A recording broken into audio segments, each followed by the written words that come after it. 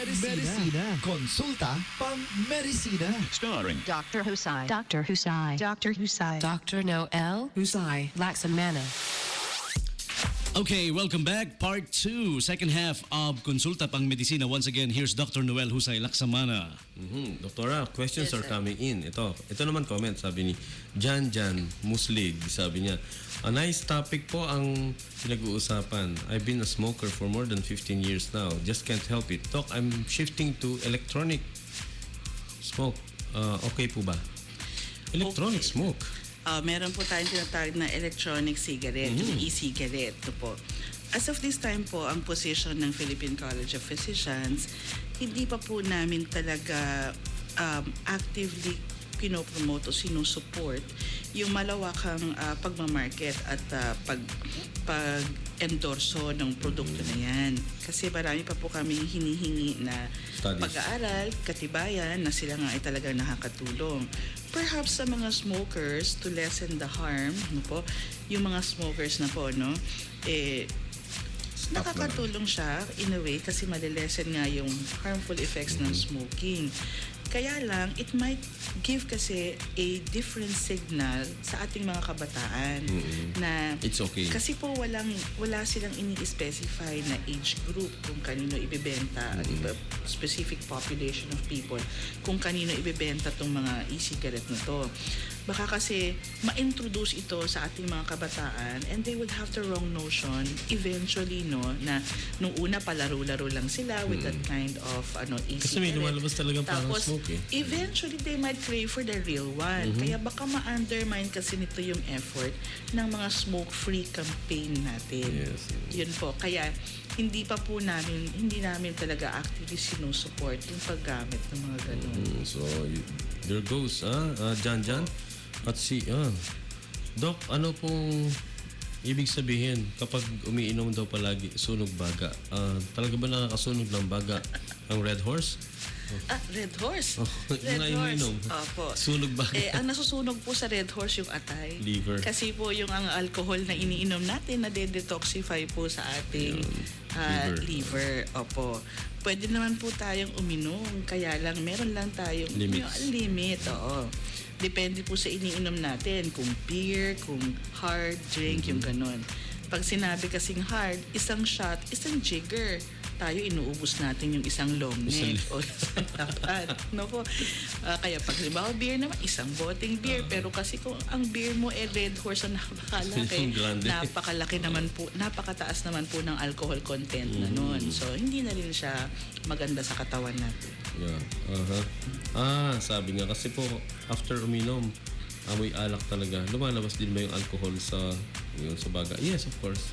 When yung kanya nga isa sa labasan Yung ng breath? alcoholic breath. Si Mylene, Doc, saan po nagkiklinik si doktora para madala ang nanay?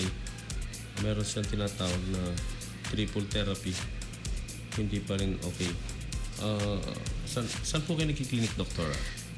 Pag Monday po hanggang Friday, nagkiklinik po ako doon sa clinic namin ni Dr. Cesar sa may East Bahak-Bahak. Po, yung Olongapo Physical Medicine Rehab and Chest Clinic.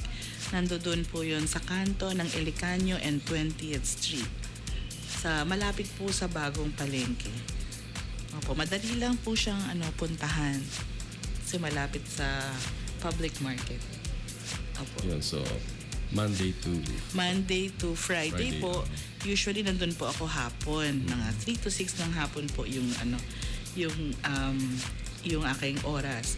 Pero madalas po kasi doon, nagpapalista na sila ahead, no? Kasi kung minsan, sa tagal ko magpaliwanag sa pasyente, inaabot po kami talaga ng gabi.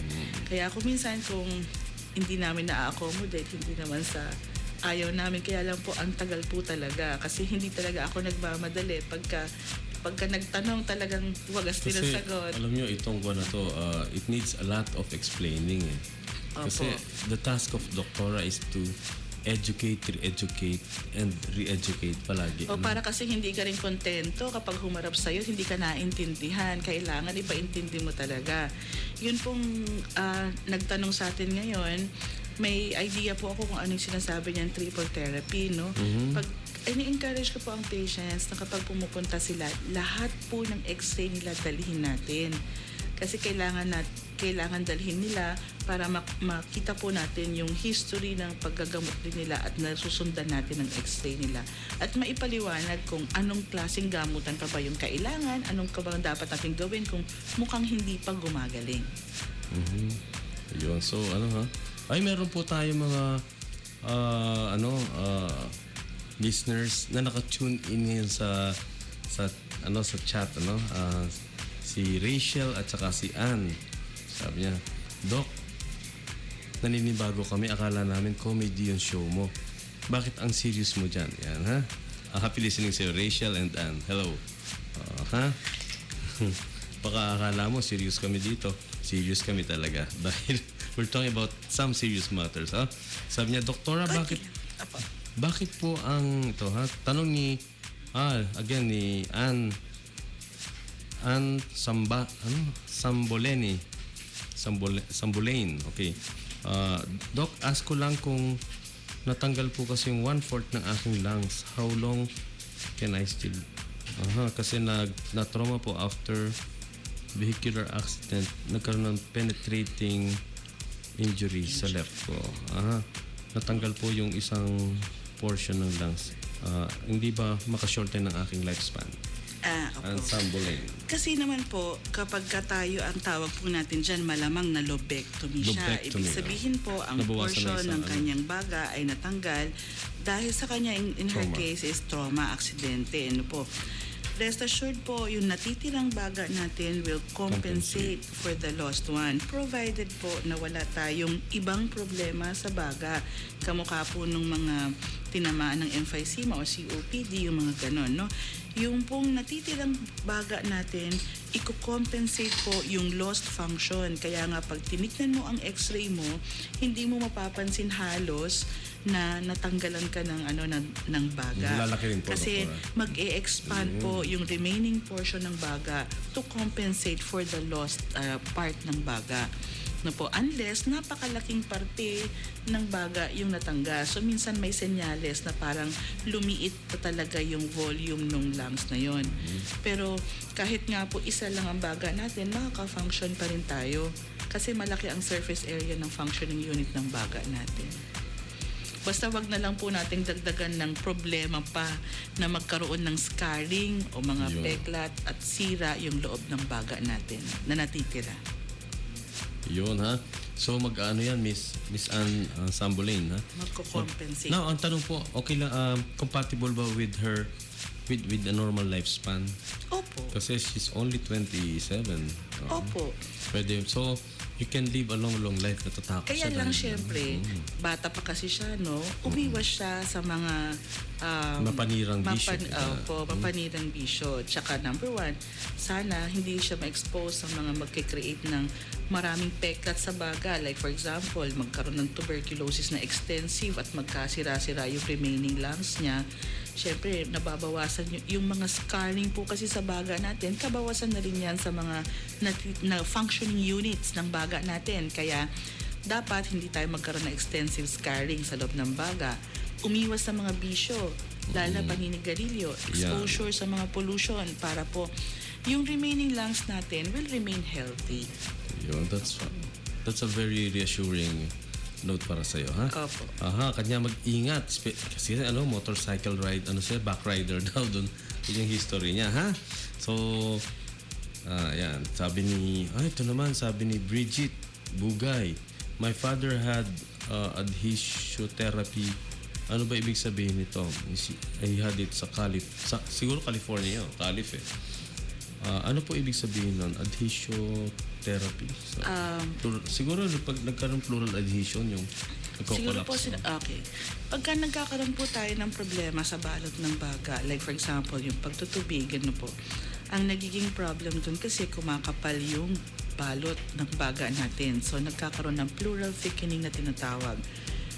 Sa mga early stages, lalo na po kung infection yung pinanggalingan, pag kasi natuyo na nawala na yung tubig at napalitan ng pagkapal, kung minsan ang ginagawa po nila ay tinatanggal po nila yon. Sabihin parang Tintok lang. binabawasan po nila yung ano na yon, yung pagkapal na yon para naman hindi masyadong ipit yung paghinga. Nawabawasan po kasi yung elasticity ng baga natin. Para siyang rubber band kasi pag humihinga tayo, di ba? Pag naka-plaster na yung one side, nababawasan yung elasticity, so nagkukos yun ng parang shortness of breath sa atin. So para hindi masyadong makapal, yun po siguro yung sinasabi niya na binawasan. Parang medyo naaasahay mo sa nakalimutan ko yung term, pero tinatanggal po, binabawasan po yung pagkapal nun. So yung adhesion. Adhesion. Parang kinakat nila yung pagkakadikit. Kumbaga po parang nilalablap yung pagkapal para mabawasan yung pagkapal. Ayun. So yung po mama, from Judith. Sabi naman ito, Doc, pag-greet naman ang aking hubby-dubby. Wow. 28th birthday niya ngayon. Nasa work at nag-text dahil sinabi niya, tune in ako para tanggal ko ang aking smoking habits. Ayan. From Lilibet, pinababati niya yung kanyang lovey-dovey na si Boyet. Lilibet and Boyet. Kanya Lilibet, tumigil ka manigarilyo, okay? Good. Oo, bata ka pa. Ang asawa 28. So, I assume bata ka pa. Tandaan po natin na ang baga natin habang tumatanda tayo, nababawasan taon-taon in terms of volume. No? For example, mga 30 ml every year, nababawas yan. Pero 10 times more or even more than that ang pagbawas ng volume, ng function ng baga natin kapag tayo ay naninigarilyo, taon-taon po yan. Kaya pag dumating ka ng edad ng 40 pataas, ramdam mo na yung kabawasan na yon kung hindi ka titigil sa paninigarilyo. Pero remember, baga pa lang ang pinag-uusapan natin. Kapag nagkaedad ka, pati puso, baka isuffer mo kasi number 1 risk factor din sa mga may sakit sa puso, ang paninigarilyo. Kaya tatandaan mo lang na hindi lang baga ang na-affect dyan, buong katawan natin. Yes. So, kanya Judith, makinig ka sa ni Boyet. Okay, may question po ulit dito, Doc. Yes, Sabi nung nagtanong, mayroon po bang available vaccine dito sa atin laban sa pneumonia and other pulmonary diseases? May preparations po ba or prerequisites para sa taong gustong magpabakuna nito? Kailangan po ba nito ng booster every year? Ayun. Okay. Aha. Part po ng prevention natin, no? Lalo na sa mga pulmonary infections, yung nag-encourage tayo na sana magkaroon sila ng pagbabakuna. Actually po, ang highly recommended talaga yung tinatawag nating flu vaccine. Ano po? Yung flu vaccine po ay binibigay taon-taon. Usually po, nauunang lumabas ang mga bago niyan sa mga bansa na malalamig, no? Kasi yung flu season nila, mga bandang October, nagsisimula na. Pero dumarating ang batch natin sa Pilipinas, ang mga first quarter of the year, in time naman sa flu season natin, which is the rainy season. Kaya taon-taon po yan. 70% po kasi ng ating mga respiratory infections usually nagsisimula sa mga viral infections. Kaya po yung flu vaccine ang talagang highly recommended. Now, with regards po sa pneumonia vaccine, okay. Ang pneumonia vaccine po, dalawang klase po kasi yan. Meron tinatawag na conjugated and unconjugated vaccine.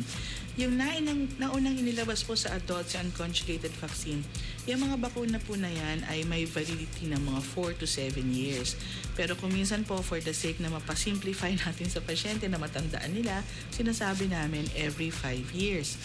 Ngayon, yung bakuna po kasi, ang laman po niya is against Streptococcus pneumoniae. Hindi po namin sinasabi na kapag kayo ay nagpakuna na, hindi na kayo manunumunya kasi napakadaming mikrobyo po na pwedeng mag-cause ng pneumonia. However, yung Streptococcus pneumoniae na siya lang laman ng bakuna na yon, yun po kasi pa rin hanggang sa ngayon ang pinaka-common cause ng community-acquired pneumonia.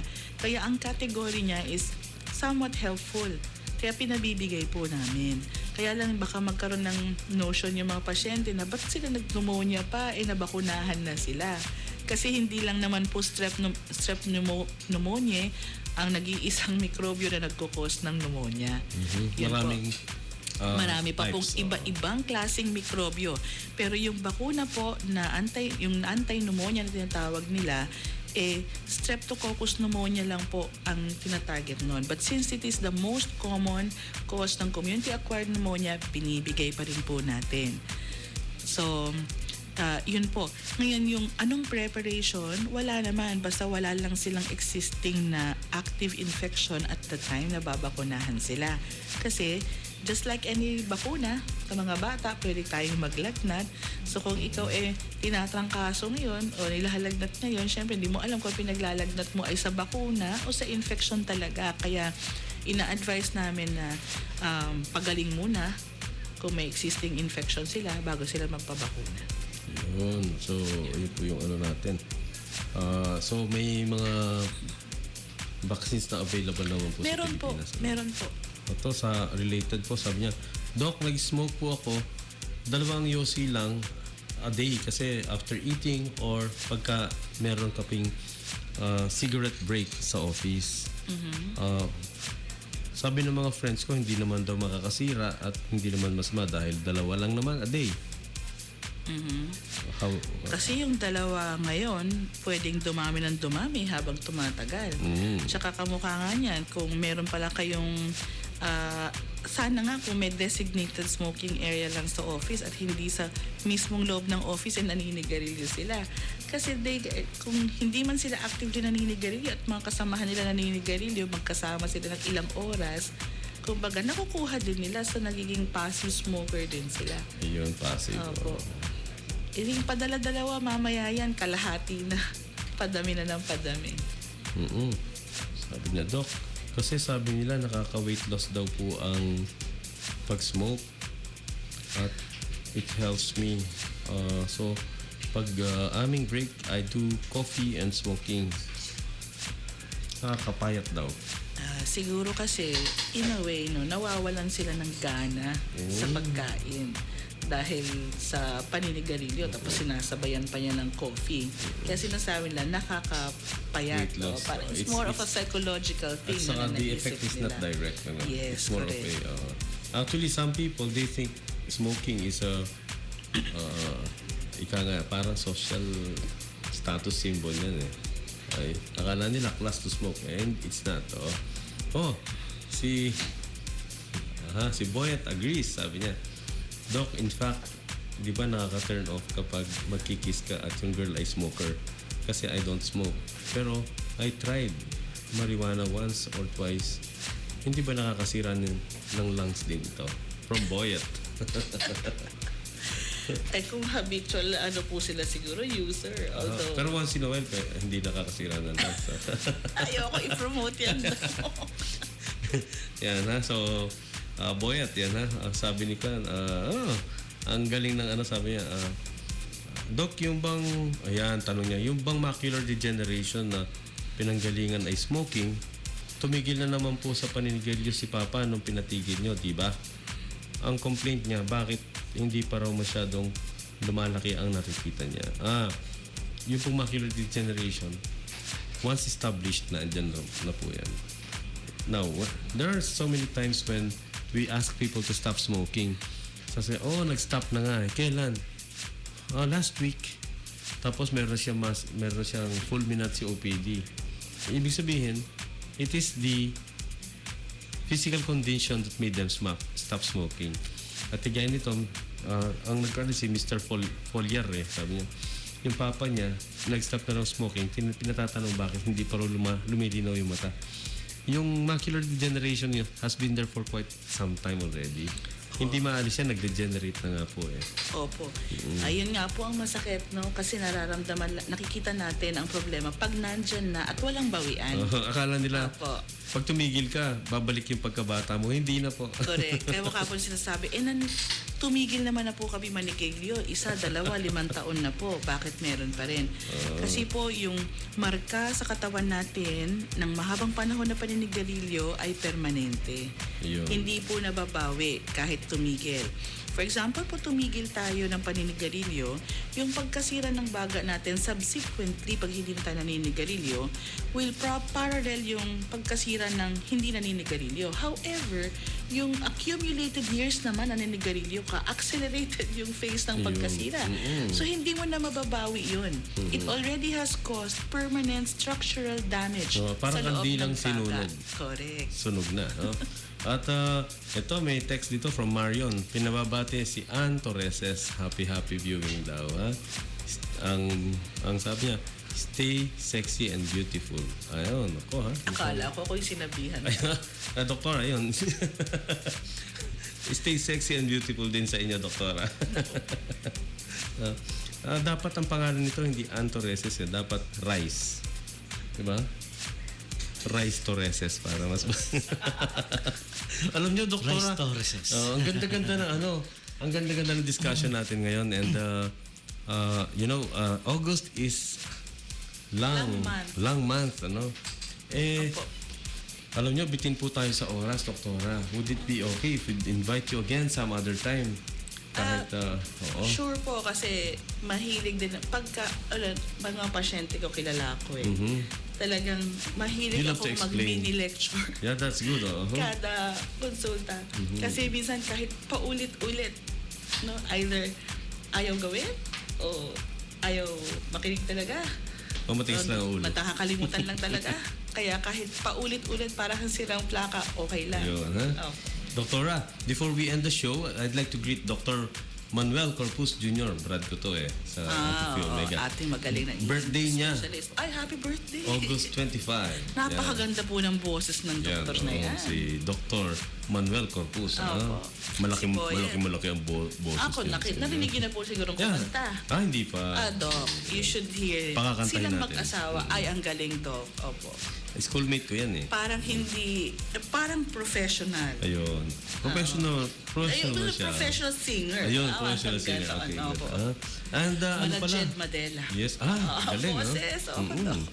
At ang yung hospital natin, Dr. Our Lady of Lourdes International Medical Center, yung Lourdes dito sa Barreto, na kailangan tayo ng nurses, medtech, medical technologists, at saka accounting staff. So, those who are looking for work, pwede kayo mag-send ng resume sa email ollimc@yahoo.com, or you can call 222-9012-213. Kung may mga katanungan din kayo or nais yung humingi ng appointment kay Doktora, you can also call these numbers 222-9012 para we can get the hospital will get in touch with her para ma-coordinate yung meeting ninyo if you would want to. At may pa-announce pala si Miss Tina Villegas, our operations manager. Every Sunday, 4 p.m. at Our Lady of Lourdes International Medical Center sa hospital, merong mass 4 p.m. every Sunday. At Doktora, Yes, sir. I would like to thank you very, very much for this time na isinare no sa ating mga listeners, at marami tayong listeners on air. At ilan ba yung ating live streamers? Ilang milyon na ba? Nasa 2,000 plus po. We have 2,048 right now. These are loyal followers na kahit nasa aboard sila. Talaga po. Nag-ano sila nanonood sa atin. Salamat din, Doc, for guesting me dito sa inyong programa. Sana nakakatulong talaga rin kami sa Malaki mga po. In listeners fact, ang dami natin mga texters dito. At yung iba, hindi na natin nabasa, but very similar naman. Nagpapaikot-ikot sa smoking at saka mga bisyo. Ano po? Opo. Anyways, Dr. will be having you again one of these days. Sige po, Doc, walang problema. Thank Part you very much. Part 2 tayo. Ang dami na nating part 2 na pending eh. Ano po? Doktora, thank you. Maraming salamat po. At sa ngalan ng My Subic Bay Radio at Our Lady of Lourdes International Medical Center, ito po ang inyong lingkod, si Dr. Noel Husay Laksamana, na pansamantalang nagpapaalala. Next week, same time, same channel, same station, dito sa My Subic Bay Radio. Konsulta pang medisina. Thank you. 89.5 My Super Bay Radio. Worldwide. Konsulta pang medisina. Konsulta pang